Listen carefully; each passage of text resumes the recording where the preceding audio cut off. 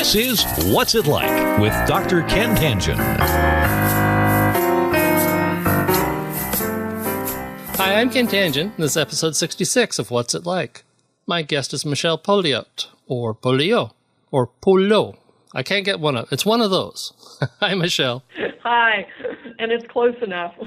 Yes. My name is Tangen, or Tangen, or Tungen, or something like that, and it's always difficult, so you just kind of let them people pick. That's right. You just kind of go flexible and go with the flow. And you were somewhere in Oregon. Yes, near Portland, Oregon. We have Guide Dogs for the Blind has two campuses. The main campus is in the Bay Area near San Rafael, California. Mm-hmm. And this is a satellite campus that we opened in 1994. We're about, 20 minutes from, or maybe a little longer, from the Portland airport. So near Portland, Oregon. Oh. Did you grow up in that area?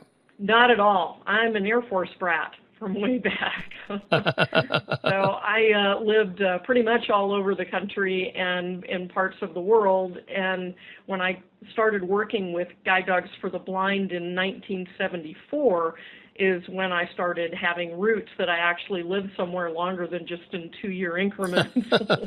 Did you come from a large family? Not at all. I have an older brother who is a truck driver. Hmm. And that's the extent of my family. My mother is still alive at 92 years of age. Wow, good for her. Yep, still playing golf. Wow. So in all your moving around, did you have a favorite child possession or something that you carried with you? Oh, I can't think of any sort of possession. No. So it was a new adventure every time you went? Very much so. And my brother and I, neither of us ever looked at all that moving as a negative. We were lucky enough that we never moved during school years. Oh. It was always during summer. So it certainly put us in the position of meeting new people every few years. Mm-hmm. Kind of starting new relationships and new friendships. But a lot of those were with other Air Force children. So, everybody was in the same boat. So, it wasn't like going into an established school system where everyone had grown up in that town. That actually only happened to me one time, which was for my high school. And other than that, the schools were all comprised of the Air Force children. Hmm. So who had the biggest influence on you growing up? Probably very interesting question, because my brother and I were just talking about that last weekend, that how we feel our father impacted us probably greater than anyone, and he actually was around not very much. He was gone a lot, but he had quite an impact on us when he was there. He was a pretty exceptional man, and so I think that he certainly had an impact on me to look for doing things I wanted to do and I had a passion about, and he supported me wanting to make choices towards going with my passion versus normalcy. For instance, I didn't go to college, which he really wanted me to go to college, but I wanted so much to follow my passion of training horses that he allowed me to spend the money on the college to go to a equestrian school. Oh. So, that certainly put the whole direction of my life another way, to be able to start training with experts in a field that I thought I would have a passion for, and I did have a passion for. So he certainly, helped me go the direction I ended up, which is working with animals. So how did an Air Force brat get such a passion for horses? Well, there's so many young teenage girls that have a love of horses, so I don't know where that comes from, but that's pretty common.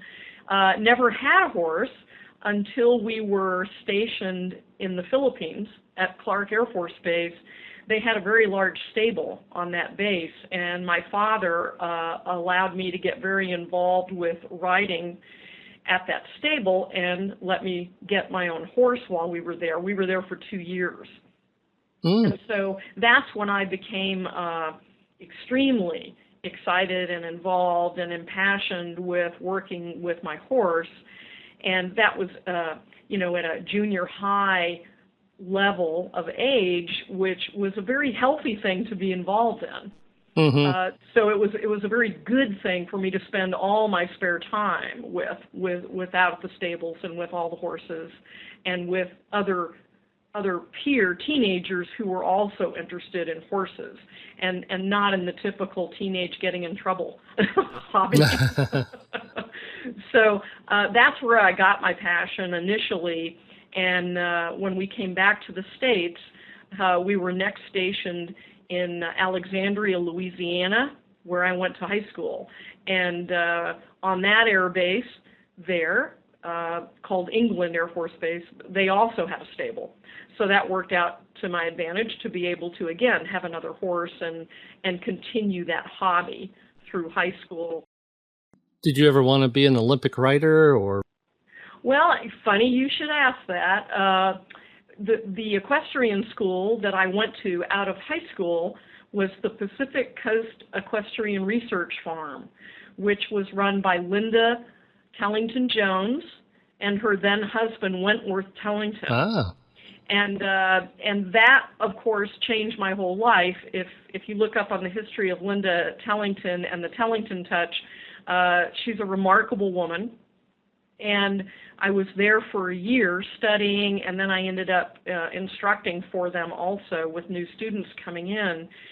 And during that time, not really knowing much about how to go into a career, they actually made an offer to me to sponsor me with a horse if I wanted to stay amateur and strive to go to the Olympics. And that was extremely tempting. It was very exciting to think of the potential of going to the Olympics with people like Linda and Wentworth behind you. But I don't really know why. I can't think back and remember why I made the decision to go professional, and did so. So coming out of that school in around 1970, I made the decision to go professional in the field of horse training and riding instruction. So you began teaching other people how to ride horses and how to train horses? Yes, right. So from horse training, how'd you become a dog trainer? Very interesting. I still have my passion for horses, but what happened was coming out of Linda Tellington Jones's school, she assisted in setting me up with somebody who was opening up a riding program in North Dakota. And this was a new facility that was being built, and they needed a riding instructor to oversee all of the horse training and the student instruction. So I went to Fargo, North Dakota for a year, and one of my students at that school was a dog trainer in town. Now, I had never had dogs growing up through the Air Force because of all the moving, and as soon as I got settled, and this was actually the first place I was actually being settled and so-called having a home, I got a dog. I chose a Labrador Retriever, probably because I had just seen the movie The Incredible Journey and was in love with Luau from the movie, and I wanted one of those yellow Labradors. So I knew nothing about dogs. But anyway, I got a yellow Labrador, and this very nice gal from in town who did basic dog obedience training would trade me. I would give her lessons riding, and then after the lesson she would work with me in how to train my dog. And I was so enamored with how much easier it was to train a dog than it was a horse. And of course the methods being used at that time were very traditional type methods. In both areas? In both disciplines, for sure, yes. And the dogs responded so much better to this traditional training just because as a species they're so loving and so forgiving of our human errors. And I was just fascinated with how it appeared dogs were quicker learners, and it appeared that they were more willing to learn. So I basically, over the next year, decided to flip hobby and profession because I got into the dog thing for a few years as just an amateur and competing with my dog at local obedience trials, and I was really enjoying it. And because I was doing well, people would see me at the trials and ask for help with their dog, and how did I get my dog to do that so happy, and et cetera. And so I just decided, it would be interesting to get into the dog training professionally and just let horses go back to being basically a passionate hobby. And that's kind of what happened. But when I started getting into dogs professionally, that was kind of a difficult step because I had no formal training. And I decided that getting in the ground floor, doing some grunt work, like I worked for a grooming parlor for about 6 months, literally just bathing poodles and blowing them dry so that the people who knew what they were doing could clip and scissor and do all the fancy stuff grooming them. And then I got a job at a kennel in Long Beach, California, basically cleaning kennels and then a few hours a day training client dogs that came in for basic control and basic obedience.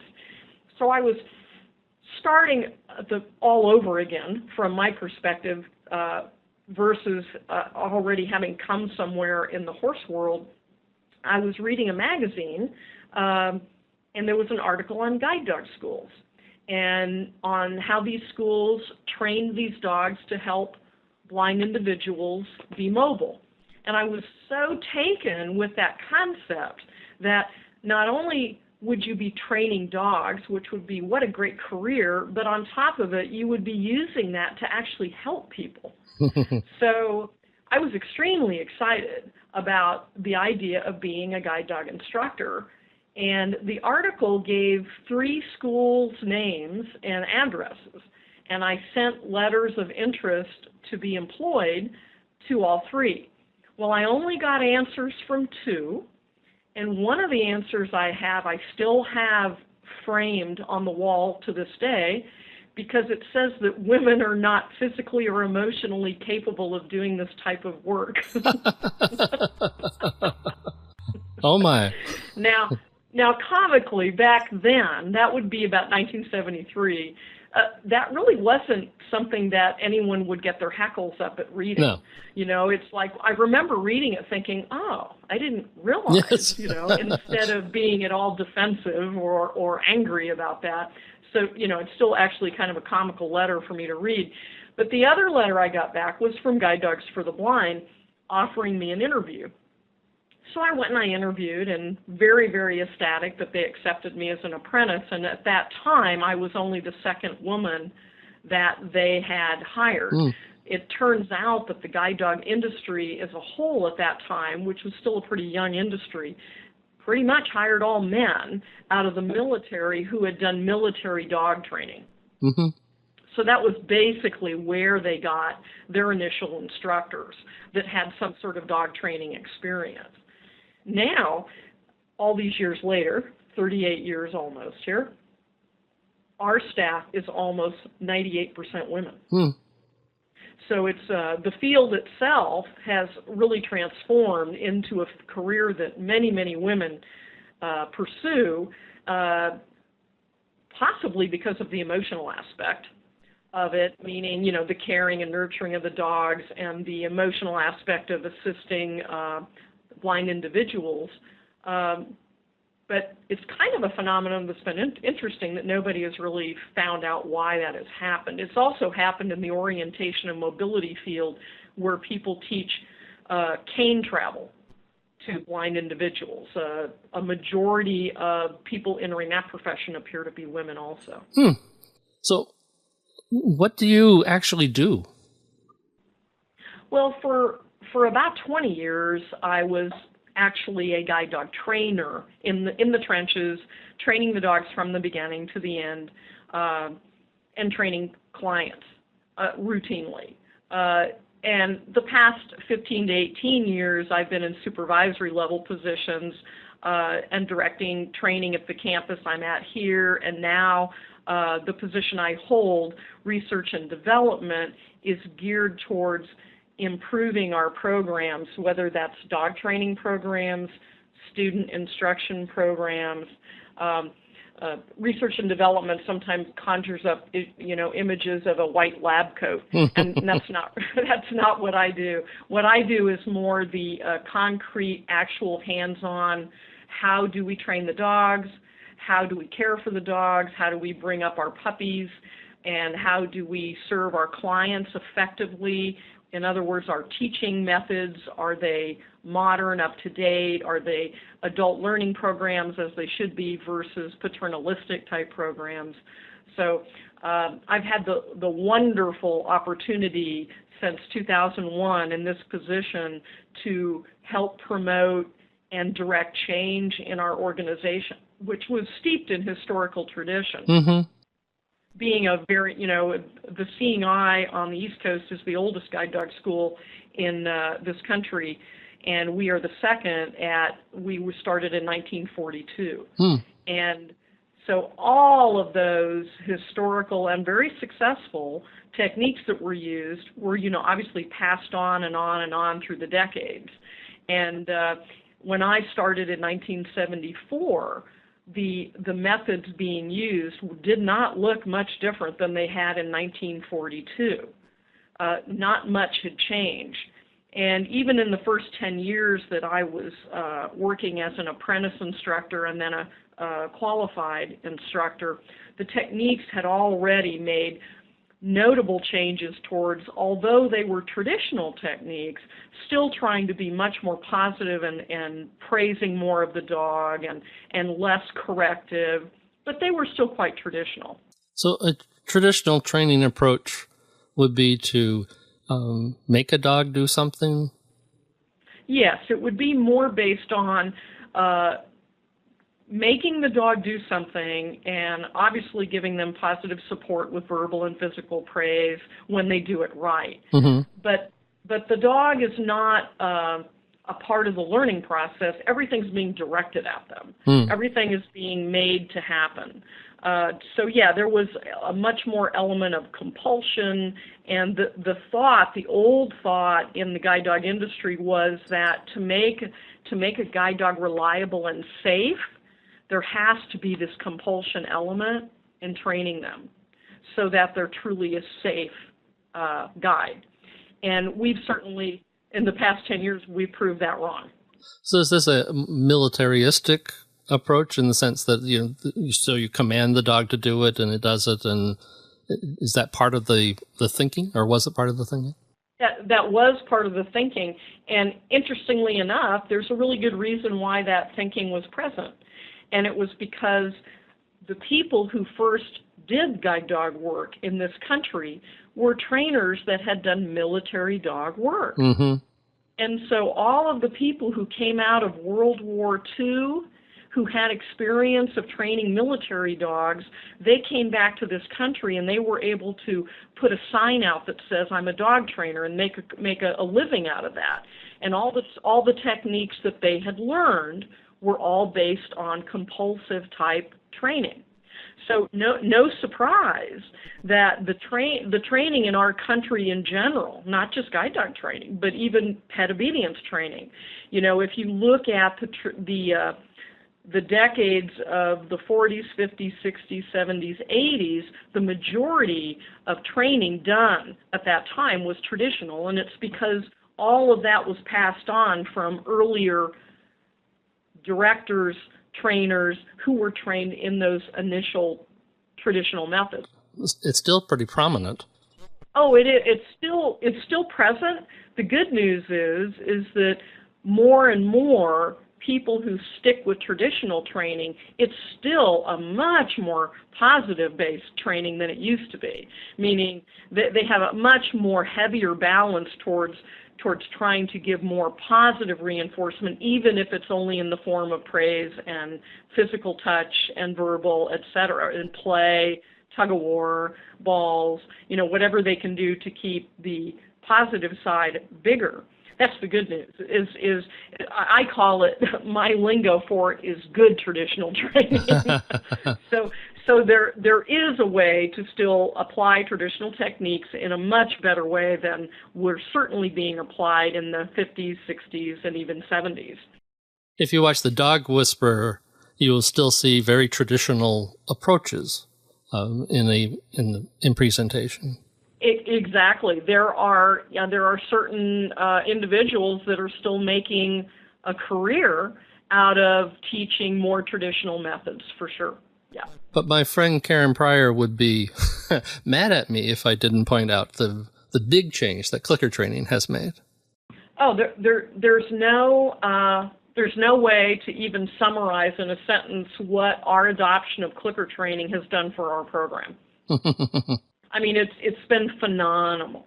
The reluctance in the guide dog industry as a whole, because of this historic background, the reluctance to even use food as a reward has been really strong. It's been strongly ingrained that because a guide dog has to work around food day in, day out, that you can't use food rewards with guide dogs. And that's just not true. We proved that wrong. And what's true is you do have to be careful in the way you use food reward with guide dog. So for instance, with a pet dog, like Karen might be training a pet dog with clicker how to do a behavior, let's say it's go lay on your bed. Well, she has that luxury of being able to, every time she clicks, she can just throw the food down on the floor and let the dog go get it off the floor. Yes. In guide dog work, the one thing we don't want the dog having a history of is taking food from the environment. So we hand feed the dog directly. So all our food rewards come directly from the handler and delivered to the dog's mouth, because we also teach the dog how to ignore the cheeseburger that's sitting on the sidewalk. Yes, you don't want your guide dog, eating its way down the street. Exactly. Not only would it be unhealthy, it could actually be lethal with some of the things that people drop on the sidewalk, either accidentally or on purpose. So if something as simple as coolant drained from a car can be lethal, and it's very sweet tasting to dogs. So it's real important for us to make sure that while we're having a program that's based on giving the dog a lot of food reward as positive reinforcement, we have to be careful that the dog is also learning where that reward comes from, and it comes from the handler, so they're not looking even into the environment for food. Mm-hmm. It seems like people are very supportive of guide dog training, but does it surprise you when strangers try to sabotage the training sessions? Usually what you're talking about in sabotaging has to just be people that don't understand. Everyone loves dogs so much that when you have this beautiful animal out who's obviously behaving itself, so it's all the more impressive of an animal to watch, they just want to run up and pet the dog. Mm-hmm. And so what's very common is while a person is petting the dog, they say, "May I pet your dog?" Well, at least they ask. Exactly. And more and more, I've been doing this for a long time, and it's so much more common now to have somebody ask before they reach out. And we prepare the dogs anyway. I mean, the reality is the blind handler is going to have so many times sitting on a bus or whatever that they don't even know the person next to them is petting the dog. And the bottom line is, if the dog is used to it and they know that the real meaningful reinforcement comes from their handler, that pet won't be that big a deal. Yes. It's true, though, that we continue to try to get the education out to the public that it's dangerous to try to distract a guide that's in the process of working. It would be like you're working at your desk and I keep popping in, stroking you on the forehead, saying, "You're so cute today." But people don't get that. They need to understand it's no different than if you were busy doing a job and somebody kept coming over and touching you or talking to you in a silly way. You wouldn't do that because you can tell somebody's trying to do a job. Right. And when the guide dog is not working and they're just at rest, and you ask a blind person if you can pet, most of them will say, "Sure, go right ahead." The only reason that they would not would be, you know what, I know we're not walking right now, but he's in harness and he's considering himself working right now. So please know. And actually, it's just as polite to ask a person with a pet the same thing. Yes, it is. What's the best thing about your job? Oh, the best thing about my job is seeing all of the work that we've done to change our program to clicker training and positive reinforcement training pay off and actually make a better guide dog for the blind client than we've ever had before. That's the payoff. Let me turn the question around. What's the worst thing about your job? Oh, the worst thing about my job, what would be the worst thing about my job? That's a hard one. I've got a great job. Maybe just that it is a very passionate, emotional career. Because it's emotion-based, it can be difficult for staff, and certainly it's happened to me at times through my career, when management decisions have to be made due to business reasons. And you know, for any business, you know, if you have to either cut staff or cut a program because of resources, it's hard to let go of the emotional aspect of, but that program's really worthwhile. Mm-hmm. And so I think that because it isn't a cold type of career, it's not just apples on a production line. It's individual dogs and it's individual blind clients that you're trying to serve. And you may have to turn down a blind client because they're really not prepared with their mobility yet to work a dog effectively. Having to turn a person down when you know how badly they want a guide dog, even though you know the reason I'm turning them down is it probably won't be successful because they're not ready yet. It still is an emotional thing to have to deal with. You know, it isn't just the apple that fell off the production line that you toss in the bin. Yeah, it's so I would say probably if there's a negative, but at the same time that is one of the positives about the career is that it's so satisfying emotionally. It's so rewarding. Every day you have things in your face pointing out what a great thing you're doing. What type of person would be good at your job? Well, it actually is a quite diverse skill set that's needed because a lot of people can be very good at training animals. Like, let's just say it's the dog, training dogs. But when it comes to also then instructing a client, and on top of that a blind client, so not somebody you can demonstrate visuals when you're teaching, to also have that skill to be an effective teacher of how to handle that dog and how to work with that dog and how to maybe even train that guide to do something additional for them.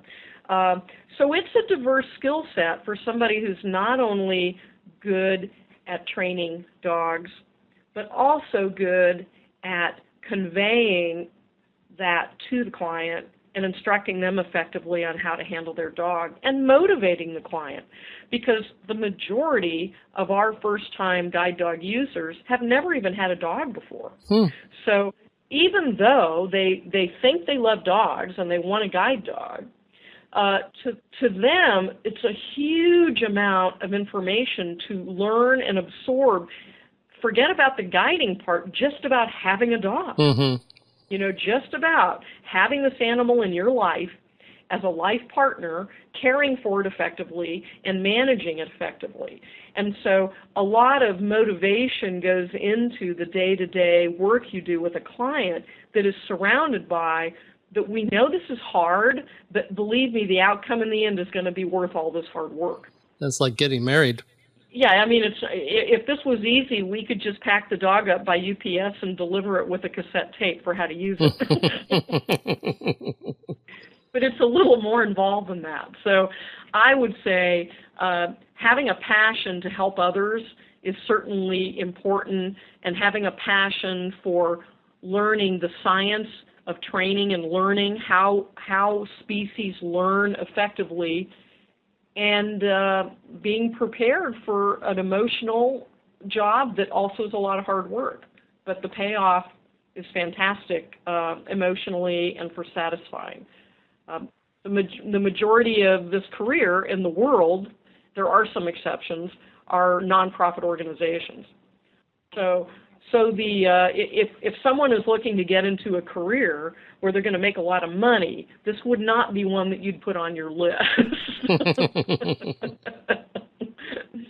So, the pay scales have certainly gone up for guide dog instructors since I began, but at the same time, you are working for a nonprofit, and so it isn't going to be the same as getting into another type of business.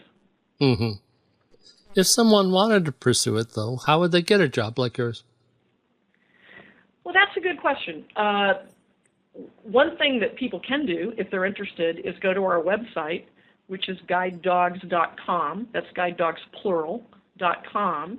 And there's at the top on the About button, there's a place there about careers, and there's quite a bit of information there about positions that are open and other positions, and those information sheets also kind of give you what the criteria is for each position, which would help drive someone to realize the experience they may want to get.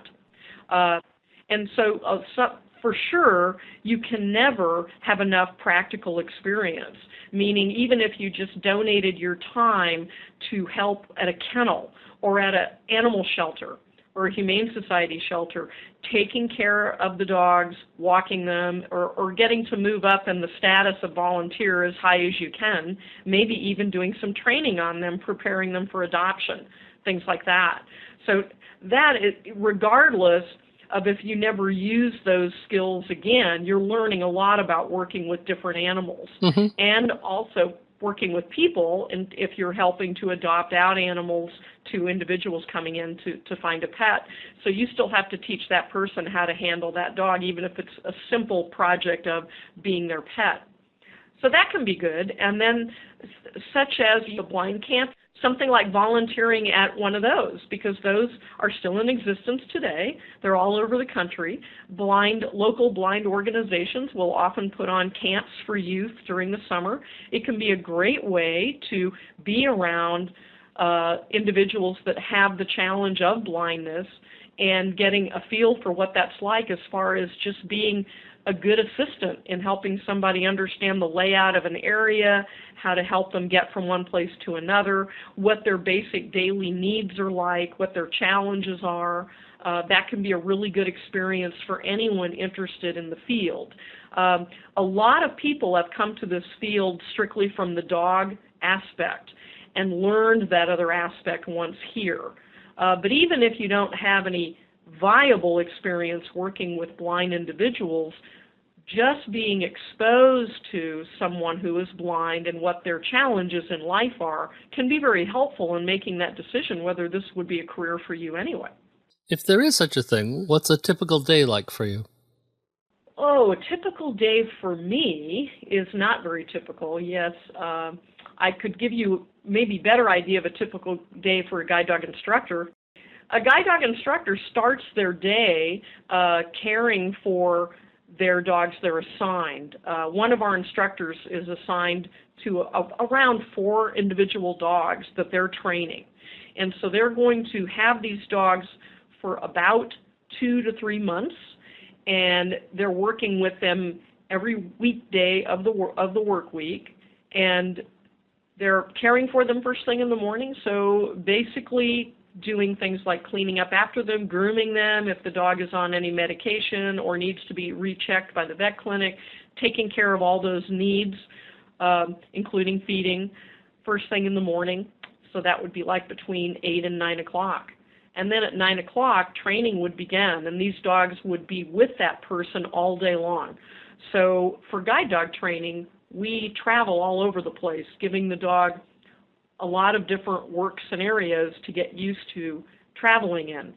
So depending on the level the dog is at, that instructor would take their dogs to whatever area, urban, country roads, sidewalkless, suburban area, downtown Portland, to whatever area the dog is ready for, and give it a guide work lesson both in the morning and in the afternoon in those areas. And then in between time, the dog would be with them learning basic management in the environment. For instance, sitting down and having lunch, and the dog is under their feet at the table while they're having lunch. So the dog is learning other skills besides actually guiding the instructor. And then instructors, when they have their dogs finished training, they go through blindfold testing, which is always an exciting climax to guide dog training. They'll do like a 45-minute route under blindfold with their supervisor following and scoring the dog through downtown Portland. So very difficult and challenging routes with a lot of guide dog work challenges involved.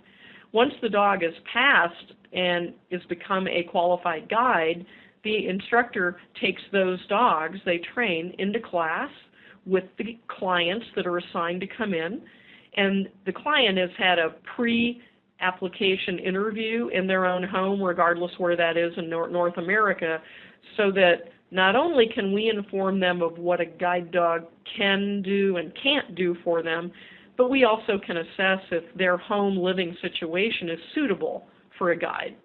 There are some people that don't understand because they've never had a dog and don't realize that the status of their living room and their living area is so cluttered with stuff that it's not going to be practical to have a dog in there who's going to be picking all that stuff up and playing with it as if it was toys.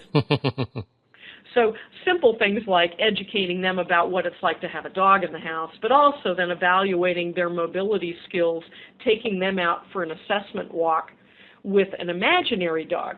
And an imaginary dog being that we have a harness handle like the dog will wear, and the instructor is holding one end of it and the blind client applicant is holding the other. So the instructor can demonstrate to them how the dog will be working them through their environment. But when those dogs are trained, the instructor then takes those dogs to a class of students, and they will have 2 students. So let's say they have those 4 dogs ready to go. They have a bank of 4 dogs to match with these 2 individuals that they'll be working with very, very closely, in fact, practically living with this client in residence here at one of our campuses for a few weeks, and going out on several workout lessons a day with those dogs. And any dogs that they don't use end up going to the next instructor in line for potential matching of clients. A lot of times the clients are pre-matched by knowing them from past guide dogs or through the home interview process and video and logging the needs that client has. The animal often is pretty much pre-matched, meaning that we know which dog Mrs. Jones is going to be given. Can you start with a dog that the person owns and train them to be a guide dog? We've never done that because if a dog is not prepared as a young dog to even enter guide dog training, they're going to have a hard time being successful. So very few pet dogs are of the temperament or raised in a manner that they're prepared to even enter guide dog work. That's why we have our very specialized puppy raising program. So we have puppy raising volunteer families all over the western United States that raise our puppies that we have bred for this work. So if we took a dog that somebody had on their own as a pet and we just assessed it, it would be likely that it wouldn't be suited to even enter guide dog training. Now, not to say that it couldn't work. I'm sure it could. The number of times it would successfully work would be minimal because of the type of dog you need to do guide work. You need a very, very solid temperament, personality of dog that's not at all worried or scared of the environment, and that includes things like trucks backfiring a few feet away from their head, a lady accidentally hitting them in the face with a shopping bag as they get on the bus. You know, there are a lot of things that a guide dog, you could say, endures as a guide they need to be the kind of dog that it just goes off them like nothing. That doesn't bother them. Mm-hmm. So the world can kind of be a challenging place. So you breed these dogs? Yeah, we have our own breeding program. So we breed and whelp approximately 800 to 900 puppies a year to serve about 350 to 360 blind clients per year. Wouldn't a bred guide dog make a wonderful family pet? Very much so, and that's why we have a list of people waiting for dogs that we call career change. Mm-hmm. So either in the puppy raising program still, meaning they're under like 14 months of age, or informal training, if for some reason the dog is dropped from being a guide dog, that dog is available for other uses, including a family pet. So the raiser that raised the puppy has choice to have it back as a pet. Ah.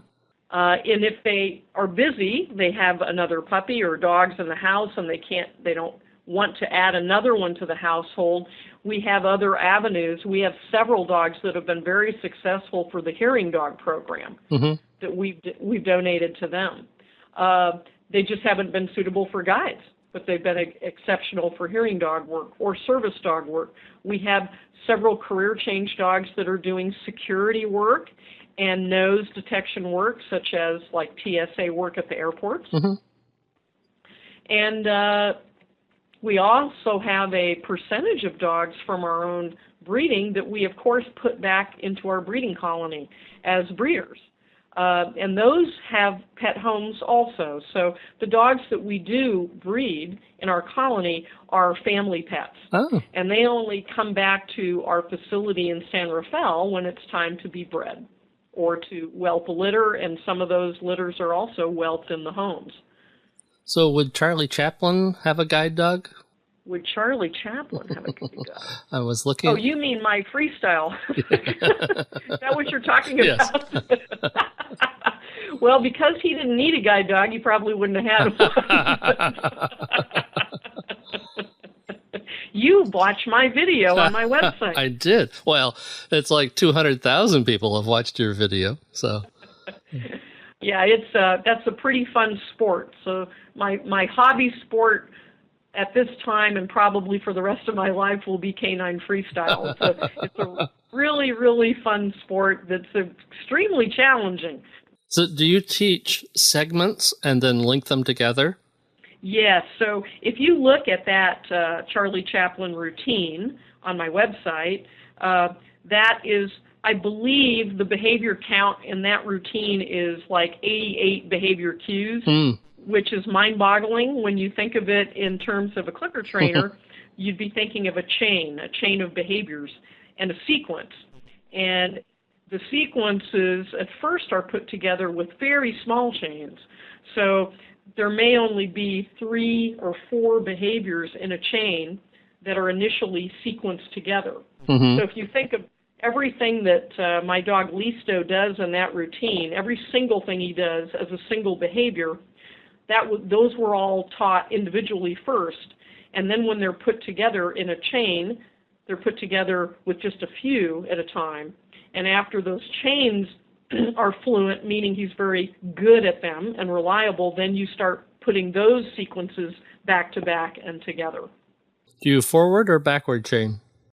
Oh, definitely back chain as much as possible, because back chaining is so powerful. Yes. The learner knows right where they're going the whole time. Right. So back chaining is a very, very powerful tool, and in canine freestyle, it's very important because you have so many behaviors the dog is performing. And if the dog doesn't know the end, where they're going, that will become a bit overwhelming to the dog. So if when I start that routine, and one of the hardest behaviors for Listo to do is playing the dead dog at the beginning. So if I start that routine, I put him in that behavior. If I put him in that and he's looking at that as meaning, oh, I have a whole bunch of behaviors to do, it can be overwhelming to him. Yeah, but at least he gets to start there and doesn't have to end there. Exactly, right. Exactly. I've taught learning and memory for over 30 years. And two major findings of research is distributed practice and backward training. And those are the two major things that my students do the least. Well, it's interesting how our human instinct is to forward chain everything. Yeah. Yeah, and I continually have to remind my own freestyle students who come to me regularly, when we start a sequence, they'll just start forward sequencing, and what are you doing? You know better than this. To make it really powerful in the dog's mind, we want to start backwards. Yes. So, Michele, everybody has to give themselves motivation occasionally. How do you give yourself a kick in the pants? Oh, I think freestyle is kind of my kick in the pants. It's because, when you work with training guide dogs all day long and that's your career, that's quite a serious subject. And there is a bit of inadvertent pressure on you knowing that this is training. These behaviors you're training could save someone's life. And it's important that those behaviors are fluent and are established, and you are giving a client a safe animal. So the idea of a guide dog not responding effectively to specific cues can be a little worrisome. In canine freestyle, I could care less. So if my dog messes up during a training session or even during a performance, it can be a laughable situation. Mm-hmm. It's just freestyle. It's fun. We're there to have fun, and when everything goes well, it's phenomenal. And it's really exciting. It's a fun sport. I like the idea that it also is entertaining to people who even know nothing about dog training. Mm-hmm. So it isn't like you have to know anything about freestyle to enjoy watching a good performance. That's true. But it also, because it's just fun and it's creative, and it makes me use my creative juices to try to think of new ways to interpret music or new moves to put on a dog that can be entertaining to both the dog and the audience, I think that is my kick in the pants. It's kind of a way to enjoy the dog training, the science of it, because, wow, without clicker training, very, very hard to create a good freestyle dog. Clicker training is just imperative when you look at some of those challenging behaviors. I would challenge any traditional trainer to train some of those behaviors. Well, poor dog. Let me turn the question around. When you have to soothe yourself, how do you calm yourself down? Oh, usually I do that by grooming my horses or my dogs. For some reason, grooming is very relaxing for me. I'm an avid movie watcher, too. Love to go to a good movie and just escape. I really like an adventure movie or a comedy. Yeah. And those are like my favorite ways to just kind of relax and unwind and not have to think and just lose myself in the fantasy. Is there an event in your life that has challenged you to the core? Oh, I would probably have to say losing people very close to me from cancer.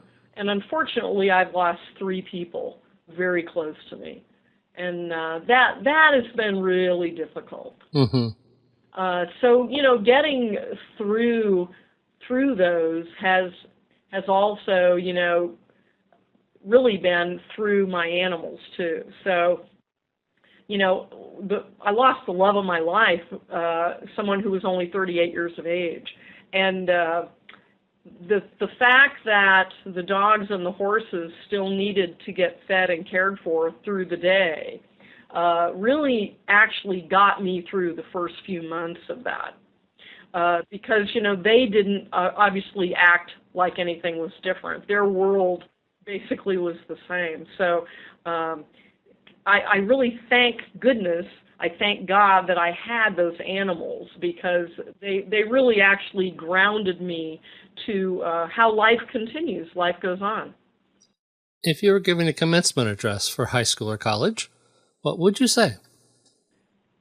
I would definitely say that following your passion, what you really want to do, can be difficult and maybe be a longer road to success. But, I would always support somebody finding out something that they love to do and doing it. Now, it can be that you find something you're good at and you turn it into your passion. That can work too. Because I think to be good at let me put it the other way around, to really be able to have passion for something you do, you also have to be somewhat good at it. So that might mean that you need to develop your skills longer term, or it might mean that you have to find another passion if you realize that you're not suited for that specific passion. For instance, I just think ballet dancing is just remarkable. But I'm realistic enough to know early on that there was no way I had what it took to be a ballet dancer. But I think that the passion in your work is important. I'm coming into my 38th year in guide dog work, and I have to say I still love coming to work every day. And the reason is I have a passion for the work. Mm-hmm. And I think that it doesn't mean it has to be guide dog work, but that anything that you do for a career, you need to find the passion in it. I had a funny thing happen to me when I was doing a terrible job just in between my professional horse career and turning to dogs. I was selling advertising over the phone. For about 6 months, I was sitting at this grungy little desk and had this grungy little phone. And for 4 hours a day, I would call up businesses and try to sell them ads. And I just hated it. And I was in the car on the way to this terrible little job. And on the radio, some disc jockey said, "Well, you know what, guys, if you have to do it, you might as well enjoy it." And that really resonated with me. And I got through the next 6 months of that job actually enjoying it. So not that I knew I wanted to make it my career, I didn't, but I did find what there was in that job that I was going to benefit from and how I was going to gain some experience, and I actually ended up not detesting going to work in the morning. So it was changing your outlook on, instead of just focusing again on negatives, I was focusing on, you know what, I'm actually getting some good phone skills with this job. I'm learning how to read people. I'm learning how to give them some feedback that makes them want to talk with me longer, et cetera, et cetera. So it doesn't always have to be what your dream is, but I think you do need to find passion and try to find a way to maintain it in what you do as work. I want to thank Michele Pouliot for joining me today. Thanks, Michele. I appreciate it. You are so welcome. If you'd like to leave a comment, ask a question, or get more info, go to whatsitlike.info.